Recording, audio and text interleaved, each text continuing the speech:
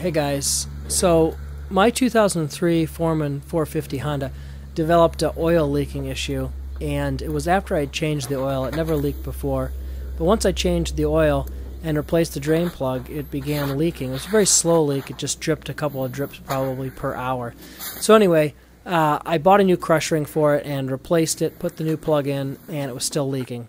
So today I got to figure out what's going on, so I went ahead and stood my four-wheeler up. You can see basically that there is some scoring around the hole where the oil drain plug goes. There was a protective pan here around to cover this up, and I had to take it off. It's 4 bolts, pretty easy. So the first thing that I'm going to do is clean up around the hole and make sure that it's nice and smooth all the way around. For this I'm going to be using 220 grit sandpaper. The material here is pretty soft and it comes off rather readily, so we don't want to be too aggressive, and we want to make sure that the finish that we have is nice and smooth.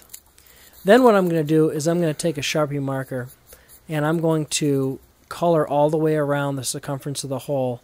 And what I'm intending to do with this is to see where the plug and the crush washer mate with the surface on the bottom of the block, to see if there's some kind of discrepancy where the faces meet and the potential for a leak. And as you can see here, the crush ring doesn't contact the metal all the way around. There's a space here at the bottom where, in fact, the oil is leaking out. After doing some research online, I found that the cause of this is over-tightening the oil drain plug. So what some might think is the obvious solution, just tighten the plug down, will not work, and it will in fact make this problem worse.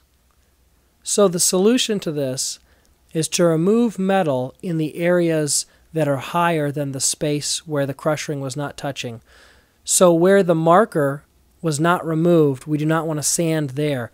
We're going to sand all the way around the hole, but not in the area where that marker remains. And the reason we're doing this is we're trying to remove the high spots all the way around and make that entire surface level again. Once we're done sanding this to level, we're going to want to take a Q-tip and clean out any loose particles that may have gotten into the threads so that the plug will thread in properly and we won't be introducing any contamination into the engine. As you can see from this still picture, the plug now contacts all the way around the hole where the crush ring is pushing against the block, and the leak was fixed.